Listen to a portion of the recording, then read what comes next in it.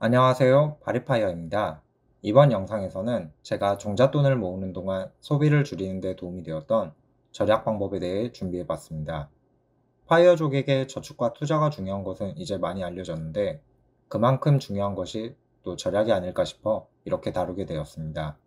수입이 아무리 많아도 지출을 통제할 수 없다면 종잣돈을 모으는데 많은 시간이 걸리기 때문입니다. 그런데 이번에 다룰 내용은 개별적인 팁이나 방법보다 동기부여 혹은 돈에 대한 가치관에 가깝습니다. 종잣돈을 모으는 과정은 생각보다 더 지루하고 오래 걸리기 때문에 이런 습관을 장기간 유지하기 위해선 스스로 동기부여를 할 수 있어야 하는데 실천으로 옮길 때 여러 가지 방법보다 가벼운 생각의 전환이 행동에 더 영향을 많이 줄 수 있으므로 한번 들어보시고 활용하시는 데 도움이 되었으면 합니다. 그럼 시작하겠습니다. 1. 내가 사는 모든 물건은 결국 소모품이다. 곰곰이 생각해보면 자산으로 분류되는 물건을 제외하면 세상의 모든 물건은 결국 시간이 지나면 노후되고 다시 사야 하는 소비재입니다. 그렇게 당장 써야 할 필요가 있어 매수한다면 효용이 높은 소비가 되지만 사두고 당장 사용하지 않는다면 시간이 흐르며 노후되고 감가가 발생하기에 효용성이 떨어지게 됩니다. 예로 마트에서 쉽게 볼 수 있는 할인 상품은 유통기한이 짧은 경우가 많고 묶음 상품은 잘 팔리지 않는 물건들이 끼워 넣기로 들어가 있습니다.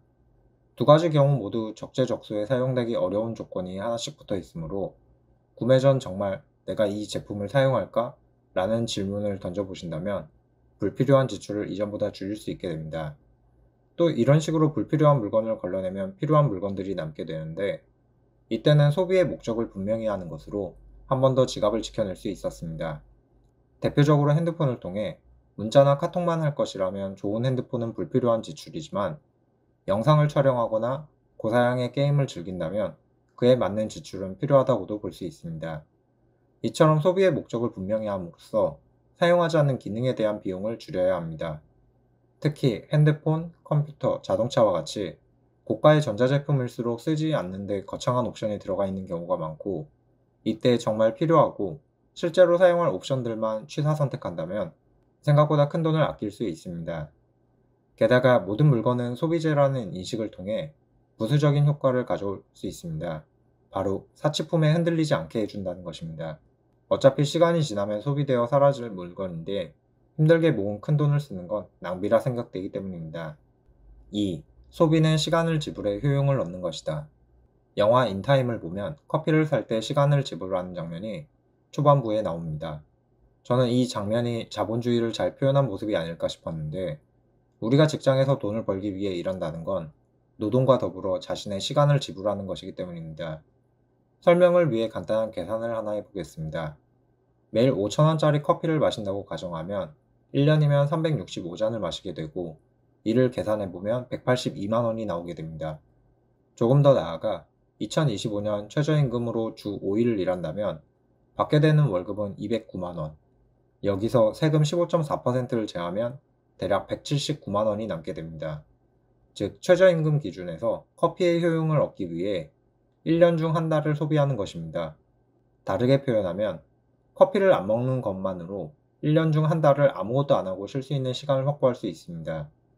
그리고 2023년 기준 한국인의 평균 기대 여명은 남자 80세, 여자 86세로 만약 20살 때부터 죽을 때까지 매일 커피를 마신다고 가정하면 남자는 인생 중 5년을, 여자는 5.5년의 시간을 커피값으로 지불하는 것으로 볼 수 있습니다.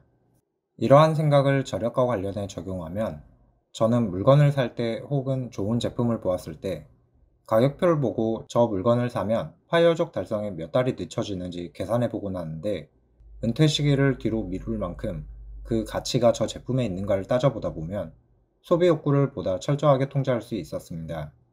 그리고 지금의 저는 투자의 개념까지 적용하게 되었는데 매년 커피값으로 지불되는 182만 원을 7%의 배당주에 투자한다면 주가 상승이 없다고 가정해도 적어도 9년, 그 이후에는 배당금만으로 매일 커피를 마실 수 있다는 것을 인지한 것입니다. 예전에는 이런 식으로 엑셀로 일일이 계산했는데 이제는 최 씨에게 물어보면 다 답해주는 세상이므로 복잡한 계산을 부탁드려 다음과 같이 쉽고 빠르게 알아볼 수 있으므로 한번 활용해 보시면 좋을 것 같습니다. 다른 이야기지만 AI는 매달 사용할 때마다 너무나 빠르게 발전하고 있어 놀라게 되는 것 같습니다. 그만큼 활용하기 위한 방법을 공부하는 게 필요하지 않을까 싶습니다. 다시 본론으로 돌아가면 돈은 시간이라는 개념을 전달하기 위해 커피라는 예시를 가져왔는데, 이 생각의 핵심은 물건을 구매할 때 내가 노동해야 할 시간으로 환산해 보면서 과한 지출을 막을 수 있다는 것입니다. 노동 강도가 강한 직군에서 일할수록 이 방법이 효과가 좋은 것 같습니다. 그리고 저는 정규직으로 일할 때는 기본 12시간을 깔고 일했기에 효과가 아주 강렬했습니다. 3. 물건을 사는 즐거움보다 계좌 잔고나 자산이 주는 만족감이 더 크다. 어쩌면 제가 조금 이상한 걸지도 모르겠습니다. 많은 사람들이 이름 있는 브랜드의 제품을 소유하는 데서 기쁨을 느끼지만, 저는 언제든지 그것을 살 수 있는 상태에서 더 큰 만족감을 느껴왔습니다.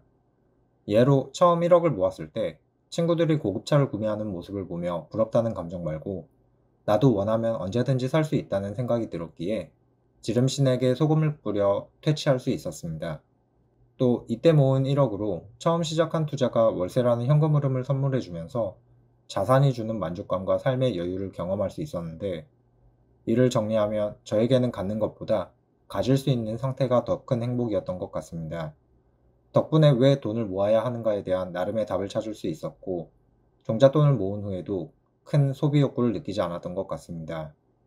또 모은 돈이 2억을 넘어가면서 이제 어디 가서 굶어 죽을 일은 없겠구나 하는 든든함이 생겼고, 3억을 모았을 때 마침내 바리스타 파이어족으로서의 삶을 시작할 수 있었습니다. 그리고 이제 4억을 앞두고 있습니다. 4천만 원만 더 채우게 되면 새로운 단계에 도달하게 되는데, 그때는 어떤 기회의 창이 열릴지 상상만으로도 설레는 것 같습니다. 이처럼 물건을 구매하는 것은 단순한 일회성 비용으로 끝나지만, 돈을 모아 저축하고 불려나간다면 내 삶의 안전장치 혹은 기회를 가져온다 생각했기에 남들이 한다고 따라하는 소비는 모두 없앨 수 있었던 것 같습니다.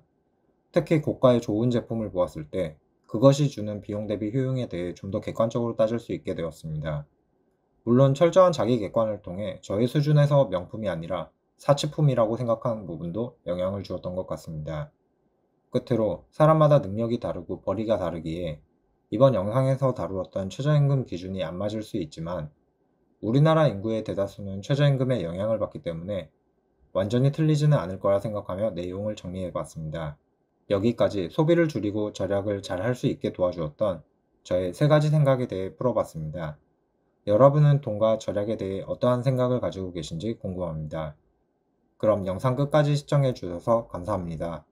구독과 좋아요는 더 좋은 영상을 만드는 데 큰 힘이 됩니다. 감사합니다.